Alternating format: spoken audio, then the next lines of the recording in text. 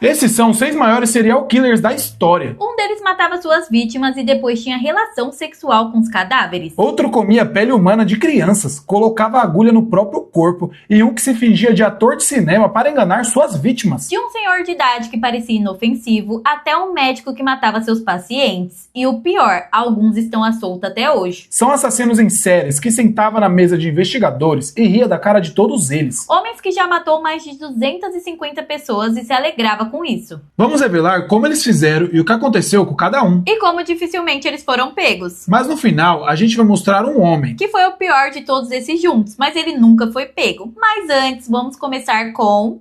Albert Fish, conhecido como Homem Cinza. Quando Fish tinha apenas 5 anos, seu pai sofreu um ataque cardíaco e sua mãe teve que deixar ele em um orfanato. O seu pai tinha 43 anos a mais que sua mãe, e vários membros de sua família tinham problemas mentais. E como disse, quando sua mãe deixou ele em um orfanato, lá dentro ele era agredido diversas vezes.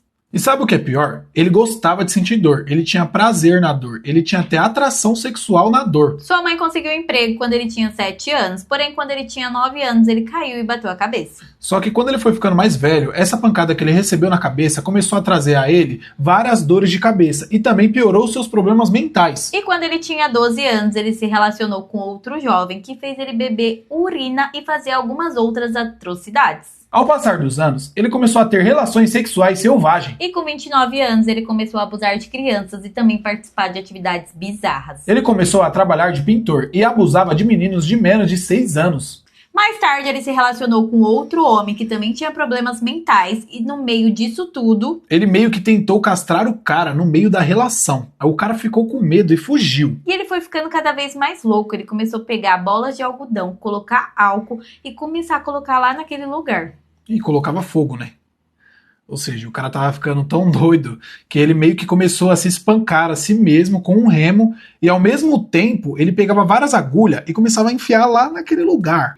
E a parte onde ele mais colocava era em sua parte íntima. E o que acontecia depois era tão chocante que até hoje muitos detalhes são censurados em registros oficiais. Mas não era só isso. Ele escrevia cartas detalhadas para as famílias, descrevendo o que tinha feito. Era um crime duplo, o ato em si e a tortura psicológica de fazer os pais lerem cada palavra. E a mente dele funcionava de um jeito doentio. Albert Fish sempre afirmava que gostava de sentir prazer na dor. E quando foi feito o raio-x em seu corpo, foram encontradas 27 agulhas na sua parte íntima. E aos 55 anos ele começou a sofrer alucinações.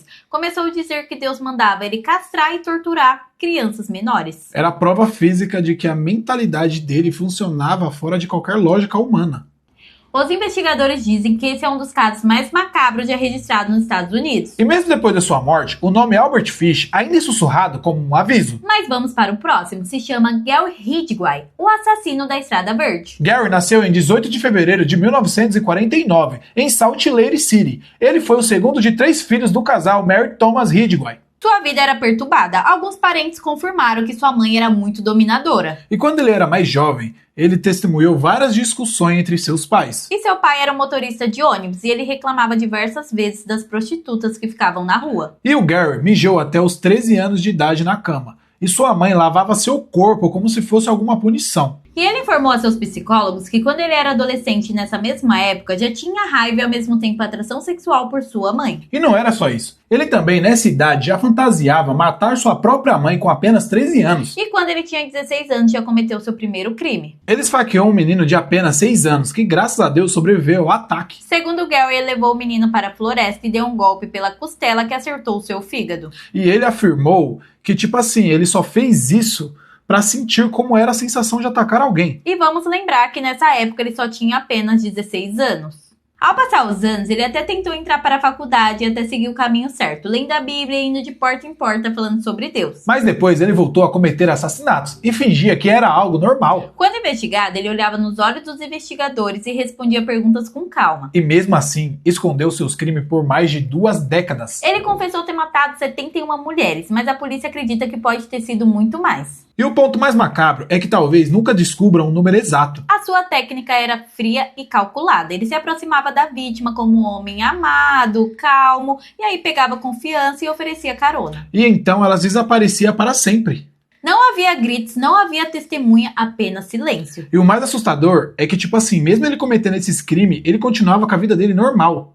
Trabalhava em uma empresa de pintura, tinha esposa, tinha filho e nem os vizinhos, nem os amigos, ninguém desconfiava. Era um pai de família, à luz do dia, mas à noite ele se tornava um predador. Ele usava um trecho isolado da Estrada Verde como seu campo de caça, Aquilo se tornou um cemitério escondido, onde a polícia acabou encontrando corpos em diferentes estágios de decomposição. e ele ia frequentemente até lá para obter relações sexuais com seus cadáveres, que eram sempre mulheres. Ele foi pego pela polícia com acusações de 4 mulheres assassinadas e foi encontrado o seu DNA. E Gary Hidega disse que, tipo assim, era a rotina dele matar as pessoas, era como se fosse algo normal, né? Como se estivesse falando de lavar a louça ou ir ao trabalho. Se você acha isso doentio, espera até o próximo nome. Porque não envolve só morte, mas também crianças e canibalismo. E se vocês não são inscritos no nosso canal, já se inscreva e não esqueçam de deixar o like de vocês. E já comenta aqui embaixo o que vocês acham que passa na cabeça desses serial killers. Mas vamos para o próximo, porque esse é pior ainda. Esse fez a polícia perder a cabeça. Porque ele não cometia só crimes, ele também desafiava os investigadores publicamente. Parecia que ele gostava de jogar com a mídia.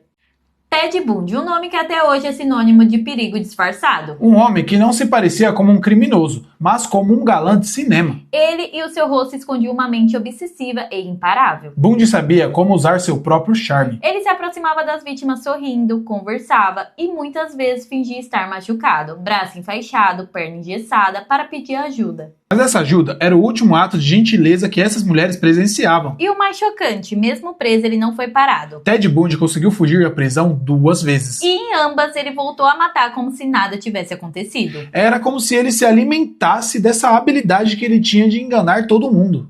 A sua capacidade de manipulação era tão forte Que mesmo após ter sido acusado, havia pessoas que se recusavam a acreditar na sua culpa. e ele era um ator social perfeito, até que a verdade se impôs de forma impossível de negar. Quando finalmente foi capturado pela última vez, o mundo conheceu a verdadeira face do mal. Olhos frios, sorriso controlado e um detalhe que arrepia. Até o momento de sua execução, Ted Bundy ainda conseguia conquistar a simpatia de alguns. Mas calma, porque esse não é um assassino qualquer. Ele matou mais de 200 pessoas e ficou conhecido como o médico da morte. Ele tinha o poder nas mãos para salvar vidas, mas ele usou esse poder para matá-las. Ele é Harold Shipman, conhecido como o médico da morte. Respeitado pela comunidade, adorado pelos pacientes, e era justamente essa confiança que permitia seu crime. Shipman administrava doses letais de medicamentos, muitas vezes em dose com uma frieza impressionante. Ele mesmo assinava certidões de óbito. E o mais chocante é que isso durou anos. Ninguém desconfiava, porque ele era visto como um médico exemplar. E ao todo foi confirmado 218 assassinatos. Mas investigadores confirmam que esse número pode chegar a 250. Ou seja, imagina, você vai até o médico para meio que se recuperar de alguma doença e o médico injeta um bagulho para te matar e ainda assina sua certidão de óbito. Às vezes você ia sobreviver, né, daquela doença que você tava. E mesmo assim o cara te mata. Shipman não apenas roubou vidas, ele destruiu a confiança entre pacientes e médicos no Reino Unido. Suas ações forçaram mudanças radicais nas leis de saúde do país. Se você acha isso imperdoável, espera até o próximo nome. Um nome que pode causar arrepio só de ouvir. Ele é Luiz Garavito, conhecido como La Bestia. Um dos maiores assassinos em série de toda a história. Garavito confessou ter matado 147 crianças. Mas investigações mostram um cenário ainda mais macabro. O número real pode passar de 300 vítimas. Suas vítimas eram sempre crianças vulneráveis. Ele se aproximava com presentes, promessa de comida ou brincadeiras, e então as levava para um destino do qual nunca mais voltavam. Mas o que mais revolta é o sistema jurídico da época. Pela lei do seu país daquele período, ele podia sair da prisão antes mesmo do esperado. E a ideia desse homem voltar para a rua é assustadora.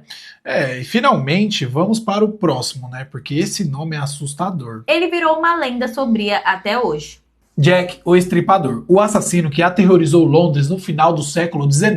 Suas vítimas eram principalmente mulheres encontradas com ferimentos extremos. E uma violência que chocava até os detetives mais experientes. E o mais assustador é que, mesmo com investigadores, jornalistas e cidade inteira atrás dele, Jack nunca foi capturado, desapareceu como um fantasma, deixando para trás uma trilha de horror e mistério. E até hoje, mais de um século depois, o mundo ainda se pergunta quem era Jack Stripador. Até hoje ninguém sabe, ou muita gente sabe, mas não fala nada, com medo. E cada um deles prova que o mundo pode ter muitas faces e pode estar muito mais perto do que imaginamos. E agora eu te pergunto, né, como pessoas assim conseguem existir? Já comenta aqui embaixo, qual desses casos vocês acharam o pior? O que você acha que passa na cabeça dessas pessoas? Tipo, que é algo natural? Eu sou a Geis Barbosa. E eu sou Cláudio Vinícius. E você está no Aprendizados Novos. E esse foi o nosso vídeo de hoje. Não esqueçam de se inscrever no nosso canal, deixar o like de vocês para ter mais conteúdos como esse. Ative o sininho e aguarde o próximo vídeo que logo iremos postar. Ou assista o próximo vídeo que ficará no card. Tchau!